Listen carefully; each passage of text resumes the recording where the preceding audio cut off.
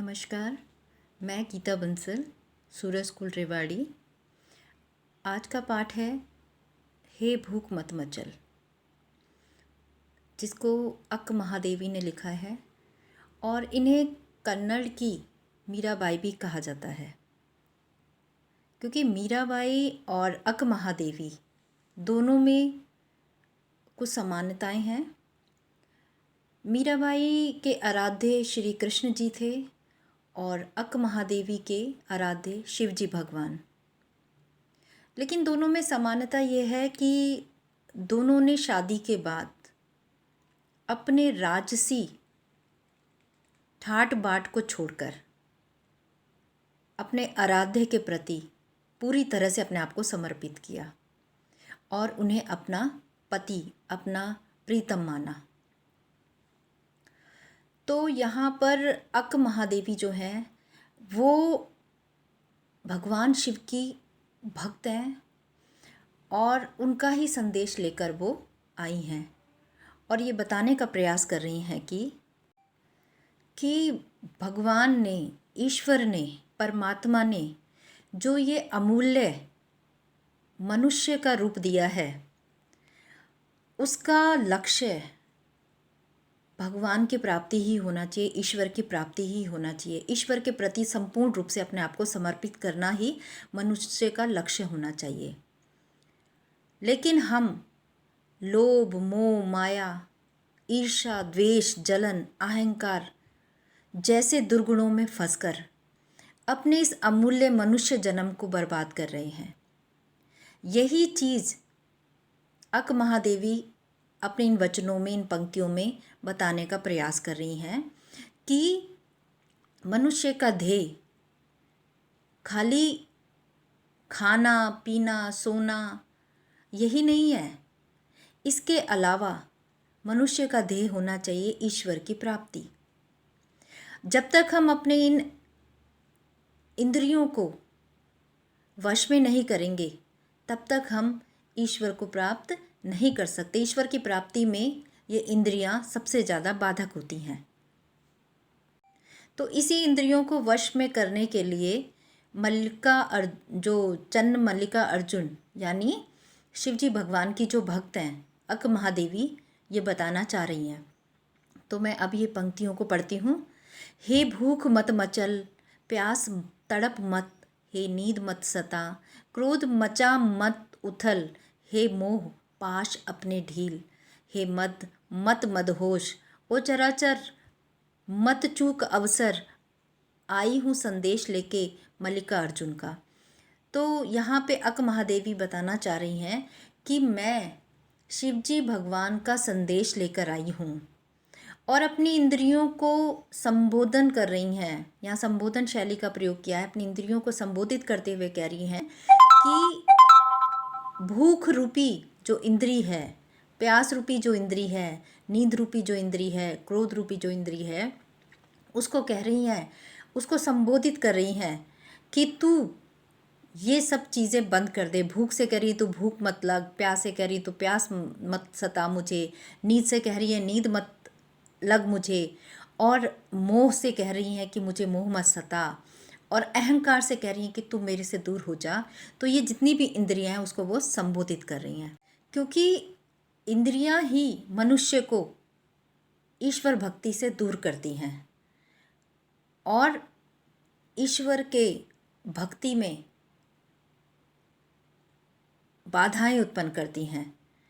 तो यहाँ पर सारी चीज़ों को, इंद्रियों को संबोधित करते हुए कह रही हैं और कह रही हैं हे चराचर, ओ चर और अचर, ये जो अवसर मनुष्य जन्म का मिला है इसे मत चूक, नहीं तो दोबारा फिर इन संस्कारों को लेकर दोबारा से वही पृथ्वी पर जन्म होगा और वही दुखों को झेलना होगा। तो इस दुख से छुटकारा पाने के लिए मोक्ष को प्राप्त कर, ईश्वर भक्ति कर, ईश्वर को समर्पित कर, अपने आप को ईश्वर के प्रति पूरी तरह से समर्पित हो जाने को वो अपनी इंद्रियों को वश में करने की सलाह देती हैं और अपनी इंद्रियों को संबोधित कर रही हैं। और क्या कह रही हैं कि हे मेरे जूही के फूल जैसे ईश्वर, मंगवाओ मुझसे भीख और कुछ इस तरह करो कि भूल जाऊं अपना घर पूरी तरह से, झोली फैलाऊं और मिले ना भीख, कोई हाथ फैलाए देने को तो गिर जाए, और मैं झुकूं उसे उठाने को तो कोई कुत्ता और उसे झपट कर छीन के ले जाए। अब यहाँ पर जूही के फूल जैसे ईश्वर, यहाँ पे ईश्वर को जूही का फूल बताया, क्योंकि जूही का फूल बहुत सफ़ेद होता है, कोमल होता है, खुशबूदार होता है। तो ऐसे ही हम जो ईश्वर है, ईश्वर को वो बता रही हैं कि ईश्वर परम शक्ति वाला, सुगंधित है, प्यारा है, कोमल हृदय वाला है, और सबको अपनी परम शक्ति देने वाला ईश्वर है। तो उससे वो प्रार्थना कर रही हैं कि हे ईश्वर, मुझे इतने दंड दो, मुझे इतनी तकलीफ़ दो, मेरा, ताकि मेरा जो अहंकार है वो चूर चूर हो जाए, और मैं भूल जाऊं अपना इस सांसारिक घर जो है, जो मोह माया से जकड़ रखा है जिसने मुझे, इस सांसारिक लोभ मोह माया को मैं भूल जाऊं। यहाँ पे घर जो है वो सांसारिक घर को बताया गया, सांसारिक मोह माया को बताया गया है। और इस तरह से झोली फैलाऊं तो मुझे भीख भी कोई ना दे, क्योंकि हम जब किसी को देते हैं तो उसमें भी अहंकार होता है, लेकिन जब हम किसी से कुछ मांगते हैं तो उसमें हमारा जो अहंकार है वो उसको ठेस पहुंचती, अहम को ठेस पहुंचती है। इसीलिए कवित्री ने यहाँ पे कहा कि मैं झोली फैलाऊं, मतलब मैं अपने मेरा अहंकार जो है वो ठेस पहुँचे, मेरे अहंकार को ठेस पहुँचे, और मैं भीख मांगने के लिए अगर मैं झोली फैलाऊं तो मुझे भीख तो मिल जाए, लेकिन वो गिर जाए, और मैं उसे झुकूं, लेने के लिए झुकूं। झुकना भी एक अहंकार को ठेस पहुंचता है, और फिर उस झुकने के बाद भी मुझे वो ना मिले और कुत्ता झपट के ले जाए। तो यहाँ पर कवित्री ने अपने आप को बिल्कुल तोड़ दिया है कि हर जो उसके अंदर का अहंकार है, मद है, नशा है, जो लोभ का नशा है, जो ईर्ष्या का नशा है, वो सब खत्म हो जाए। इस तरह से वो अंधेरी गुफाओं के अंदर वो इस तरह से अपने आप को गुम कर देना चाहती है, ताकि वो अपनी आत्मशक्ति को पहचान सके। आत्मा के रूप में जो हमारे अंदर परमात्मा है उसको पहचान सके, वो अपने आप को पूरी तरह से ईश्वर के प्रति समर्पित कर दे, ताकि उसका जो मन है वो बिल्कुल निश्चल हो जाए, बिना किसी भेदभाव के, कोई लोभ ना हो, कोई लालच ना हो, कोई ईर्ष्या ना हो, द्वेष, सब कुछ खत्म हो जाए। क्योंकि जब ये सब चीज़ें रहती हैं तो हम ईश्वर के निकट नहीं जा सकते, ईश्वर से दूर ही रहते हैं। वो अपने आप को ईश्वर के ध्यान में मग्न करना चाहती है, क्योंकि ईश्वर ने मनुष्य का जो जन्म दिया है, सिर्फ मनुष्य का ही एक ऐसा जन्म है जिसमें ईश्वर की भक्ति करने का उसे मौका मिला है। आध्यात्मिक शक्ति से परिपूर्ण करके ईश्वर ने मनुष्य को नीचे भेजा है।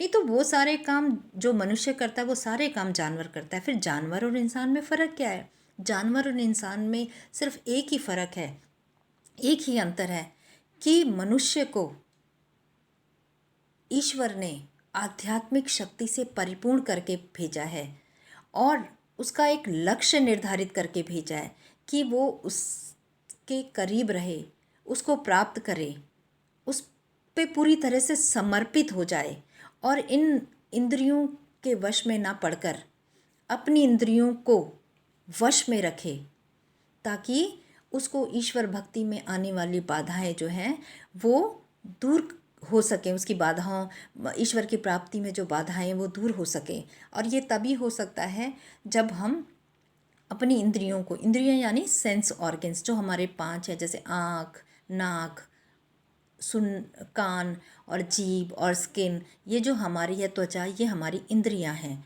जो हमें ईश्वर प्राप्ति में बाधक उत्पन्न। हम इसकी भाषा शैली की तरफ ध्यान देते हैं तो ये जो भाषा है ये साहित्यिक खड़ी बोली है, और मुक्त छंद है इसके अंदर, और